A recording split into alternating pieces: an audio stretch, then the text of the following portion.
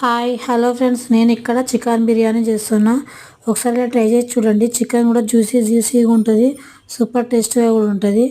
Chicken ఇట్లా పెద్ద పీసులు కొట్టించుకొచ్చుకోవాలి. బిర్యానీ కోసం అయితే కడిగి పక్కకు పెట్టుకొని, మనం ఏ గిన్నెలో అయితే ఆ కూర వండుకోవాలో, బిర్యానీ వండుకోవాలనుకుంటున్నామో ఆ గిన్నెలనే ముక్కలు వేసుకొని దాంట్లో ఉల్లిగడ్డ, జాపత్రి, పచ్చిమిరపకాయలు, బగారాకు, సాజీరా, జీరా, లవంగాలు, దాల్చిన చెక్క, బండ పువ్వు అన్నీ వేసుకొని ఓ 2 చెంచాలంతా ధనియాల పొడి, అర చెంచాడంత పసుపు, కావలసినంత ఉప్పు, అల్లం వెల్లిపాయ పేస్టు, దీనికైతే కొంచెం ఎక్కువనే పడుతుంది.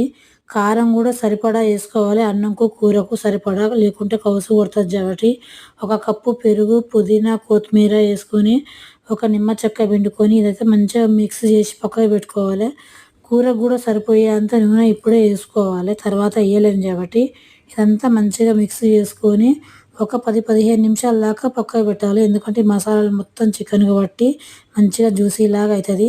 అలాగే ఇంకో సైడు మనకు కావాల్సినన్ని నీళ్లు పెట్టుకొని, నీళ్ళు అయితే ఎక్కువనే పెట్టాలి.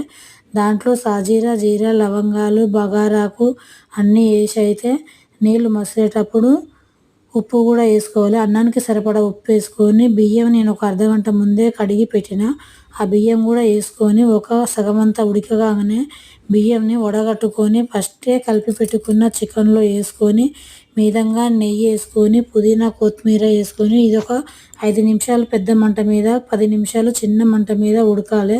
తర్వాత తీసుకుంటే సూపర్ టేస్ట్గా ఉంటుంది. మా ఇంట్లో సండే స్పెషల్ అయితే ఇవన్నీ. షేర్ చేసి కామెంట్ చేయండి.